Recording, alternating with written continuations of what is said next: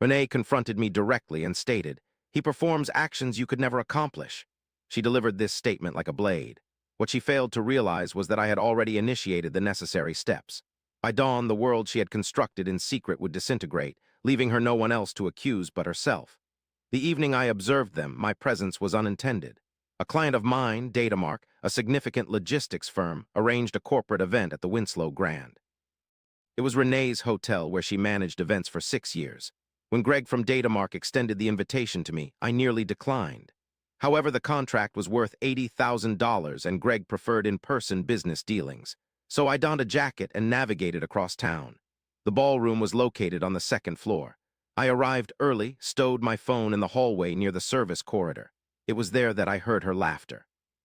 Not from within the ballroom, but from a side room along the hall. The door was slightly ajar, approximately 4 inches. Renee stood with her back against the wall in this adjacent room. A stranger I hadn't encountered earlier, tall with a fitted shirt and slick-back hair, held the small of a woman's back. She was comfortably resting against him, neither pulling away nor showing signs of discomfort. They were unaware of my presence. I remained there for roughly 5 seconds before departing, entering the ballroom, greeting Greg, finalizing the agreement over a club soda, and leaving. Upon Renee's return home that night, I inquired about her evening. She placed her keys on the counter and responded. It was a lengthy one, typical banquet fare with nothing noteworthy, 21 years of marriage. The first lie I detected was that statement. My name is Marcus Boone, 47. I own a small firm in Austin, employing 4 individuals from an office on Lamar. We identify vulnerabilities in computer systems for companies before hackers do, focusing on digital security. This has been my line of work since my 20s. Renee and I purchased our house in Cedar Park when our son, Jalen, was 3. The mortgage is nearly paid off. 21 years together, 18 married. She managed the household as if it required minimal effort. I appreciated this and often praised her for it. 2 days post the hotel, I remained silent, not due to being frozen, but due to the necessity of facts before action. Such is my nature, yet an event unfolded prior. On Saturday morning, I canceled our anniversary trip to Fredericksburg. A new client, a ransomware crisis with a genuine deadline. Renee slammed her coffee mug, causing it to slosh. "You always do this, Marcus," she said. The dispute escalated swiftly. I remained composed, but Renee did not. It was then she revealed, "He does things you could never do." The kitchen fell silent. Renee paused, tried to regain composure, yet what she said was not people or anyone. She referred to him. I smiled, not from amusement, but because now I had a path forward. "You are correct," I told her. "I need to do better." Then I entered my office and shut the door. My fingers danced evenly on the keyboard, yet a fissure seemed to have formed behind my ribs. 21 years. Jalen's first steps in our living room. In that summer, we painted the house, and Renee accidentally spilled a gallon of primer on the back porch, causing her to laugh so hard she couldn't breathe. The stain was still visible if you knew where to look. Now this sudden revelation leaves me in a similar state. He performs feats that are beyond me. After a 10-minute interval, I started my task. My role isn't about hacking, but uncovering what people unwittingly expose. This includes social media, payment trails, and public records. Usually people conceal themselves. Renee was no exception. The initial discovery led me to Trent Holloway's Instagram account, a fitness trainer renting a studio within the Winslow Grand's wellness wing. Buried in his tagged photos were 3 hotel events, with Renee conspicuously present at each one, always standing next to him. The second discovery was our joint credit card statements. Renee managed these. Over 7 months, recurring charges labeled as wellness appeared. These weren't fitness classes. They referred to Trent's private massage room, scheduled for Tuesday and Thursday evenings at 8 p.m. The third discovery took more time. Transferred small amounts to an unfamiliar account totaling $6,840 over 7 months, categorized as groceries or dry cleaning. I typed it all out, printed everything, locked it in my desk drawer, and contemplated who to contact. I was familiar with the Winslow Grand, having worked there for 2 years on auditing their network following a data breach scare. Dave Ramirez, the general manager, had hired my firm, and we occasionally interacted over lunch or referrals. What I recalled was that Dave had mentioned during beers last fall that the wellness wing had already been flagged due to a guest's complaint about nighttime noise from private rooms. A review was conducted, leading to Trent Holloway's name being brought up with $14,000 in unpaid rent and complaints from neighboring tenants. Despite this, Dave chose to overlook the issue since the wing increased revenue. However, the case remained open, as one more problem could cause a snapback. Monday morning, 9:15, I contacted Dave. Marcus Boone here. I stumbled upon something you need to be aware of, not as a friend, but as a previous contractor. One of your staff members is utilizing hotel space for personal meetings with one of your late-paying tenants. The same tenant who's behind on rent. There was a moment of silence. Who is this staff member? I provided the answer. Offered to send the credit card transactions, scheduling overlaps, clear evidence devoid of emotion. Send it over, Dave said. His tone changed subtly. Businesslike, I'll handle this. One phone call, less than 5 minutes. No joy, merely an empty echo in my chest, like I'd taken a pin out of something massive. Now all I could do was wait. It happened quicker than anticipated. By Wednesday, Trent Holloway's lease terminated. Dave secured the overdue rent, tenant complaints, and now proof that a hotel employee had been involved in the unauthorized use of his property. Trent was given 48 hours to vacate. On Thursday afternoon, Renee was summoned to HR. Not dismissed, but restructured. Shifted from event coordinator to an administrative role. No more social engagements or dancing on ballroom floors. Her title felt heavy like lead shoes. Upon returning home, she seemed depleted. She tossed her bag near the door and left her coat hanging. At work, something had occurred she mentioned casually, watching my face intently, probing for a response. I offered her water and questioned about dinner plans. That night, her voice echoed from the bathroom, crisp and tense. I didn't have to listen closely to understand who she was talking to. Unforeseen was what came next. Renee exited with reddened eyes and clenched jaw. Whatever Trent said, it wasn't consoling.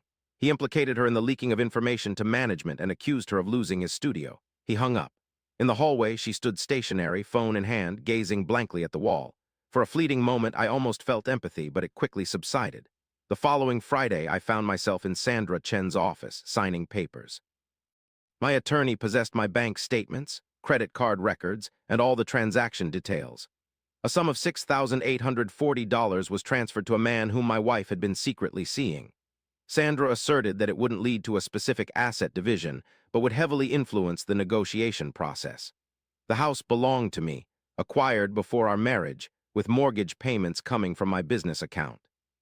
Sandra advised me to remain patient and allow the paperwork to proceed. I hadn't intended to inform Renee yet. However, she had other plans. On a Saturday morning, I stepped out for coffee. Upon returning, I found her in the kitchen holding the bank statements from my desk drawer that she knew I kept the spare key to. Her hands were trembling. "Did you do this?" she asked. "Did you contact Dave?" I placed the coffee down, met her gaze. $6,840, Renee. That's how much of our money you sent him. Groceries and dry cleaning expenses were the labels. She remained silent, no words came out of her mouth. I filed for divorce the day before yesterday. The house will remain with me. You've already handed over everything to my attorney. I acknowledge the documents. You need to consult with yours. Renee ran through 3 arguments in an hour. She started by denying, claiming those payments were for wellness sessions. She defended herself, stating that she prioritized work over me, citing canceled plans on our anniversary. Her final argument was emotional, filled with tears, some of which were genuine. She slid to the floor in the kitchen, weeping the raw, choking kind that used to prompt me to rush over in 3 steps. After 18 years of marriage, this response has become instinctual in me. However, her crying didn't move me. I stood still. I declared, "I'm not doing this anymore." She looked up at me. "Marcus, please, it was a mistake. Trent is insignificant. He only does things you can't." These words were spoken in the same kitchen on a different Saturday. That's what you said. Here, her expression turned blank, similar to listening to a recording of something she had attempted to forget. Renee hesitated, opened her mouth, then closed it again. The resistance left her just as air escapes from a tire. I told her the weekend was hers. She receives the terms on Monday. Ensure a lawyer is prepared. I departed, climbed into my truck, and drove to the office. Worked until midnight on Sunday. On the back porch, laptop in hand, examining a proposal. A vehicle I didn't recognize parked in the driveway. Trent Holloway appeared. He bore no resemblance to the man from the hotel hallway, smaller, unshaven, wrinkled polo. He ascended the porch steps like a man walking towards sentencing. "Are you Marcus?" "Yes," his hands tucked into his pockets. "I didn't visit to cause trouble. She informed me that you two were over, stated the divorce was imminent. The money she gave me," she said, "was her own savings." He swallowed. "I wasn't aware it came from your account." I scrutinized him, muscular like he lived in a gym. "That is until last week. How long?" I asked. "For 7 months, she informed me that you were consistently engrossed in work. She claimed your indifference had grown and she was departing. She mentioned she often worked late. I responded by stating this occurred every Tuesday and Thursday. Trent momentarily closed his eyes. Upon reopening them, he appeared a decade older. She had disclosed to you that she was leaving me. Conversely, she informed me she was staying. It seems she harbored animosity towards everyone. He gave a single nod before descending the stairs, entering his vehicle and departing without uttering another word. I observed as his tail lights faded away. Subsequently, I contacted Jalen at Texas State. We had interacted twice that month, both times regarding tuition fees. "Hey, Dad," he greeted. "What's up?" I replied, stating there was nothing pressing, just desired to hear his voice. We conversed for approximately 40 minutes. He remained silent for a considerable period before assuring me, "You're going to be okay, Dad." Events progressed swiftly after that. Sandra took care of the necessary documentation. $6,840 was transferred directly to Trent Holloway's account, categorized as groceries and dry cleaning expenses. Renee's lawyer had minimal resources to work with. I retained ownership of the house. I divided our retirement funds. Renee relinquished control over my business. The agreement was straightforward, no disputes. She departed on a Tuesday when I was at work. Half of her wardrobe was absent upon my return. Her house key sat on the kitchen counter near a note. It read, "I'm sorry for everything, no reply address." I read it twice, folded it, and stored it away. I prepared dinner instead. She shifted to live with her sister in Dallas, which was the last information I received. Trent, rumors circulate rapidly within Austin's fitness community. He lost his clients as well as the studio. A gym owner on South Congress told me that Trent relocated to San Antonio in April, starting anew where no one recognized him. In a sense, Renee dealt a more devastating blow to him than she did to me. At least I discovered the truth on my own terms. He was taken aback by a woman who said everything he desired. Jalen visited for a weekend at the end of April. Barbecue sizzled on the grill. Astros were losing to the Rangers. No word about his mother. When he departed Sunday morning, he hesitated before closing the door. "Call me more, Dad." The discussion wasn't solely about tuition fees. Agreement. I had to revisit Winslow Grand once more. Dave Ramirez contacted me in early May. New agreement for a comprehensive security overhaul across all 4 Texas hotel locations. A project I had marked for 2 years but hadn't fully committed to due to Renee's objections, as she viewed travel and expansion risks as unacceptable when things were steady. Stability, her preferred term for inactivity. We met at the hotel restaurant within the same building where I had encountered Renee with Trent in a hallway. The service corridor was only 20 feet from our table. Dave moved a folder towards me across the tablecloth. "This deal spans 3 years and involves all properties, requiring at least 2 more personnel. The figures are sound, and this shows genuine dedication." However, he mentioned one thing, leaning forward. He never inquired about the situation between you and Renee. "There's no need to delve into it now, but everything I did complied with protocol. What you sent matches what we already had on file. No one who didn't deserve it was penalized. Thank you, Dave." He tapped the folder. "Have we decided on this course of action? 2 years past, I would have consulted Renee initially. A year ago, I would have hesitated. Half a year ago, I found my wife embracing another man through a cracked door in this very structure. I closed the file. We're proceeding with it. The house was listed for sale in June, not out of necessity, but because each room echoed with 21 years that became something else. The primer stain on the back porch, the one we painted together this summer, used to bring me joy. Now it resembled a mark left by someone who was already departing. The sign was posted Monday, and by Thursday there were 2 offers above the asking price. I signed the lease for an office downtown, twice the size, accommodating 6 desks. A network analyst named Priya and a junior tester from UT Austin were hired. With the Datamark contract merged into the Winslow Grand deal, my 4-person operation was no longer compact. Moving day fell on the last Saturday in June, with Jalen driving up from San Marcos to help load the truck. We exited the final box jointly.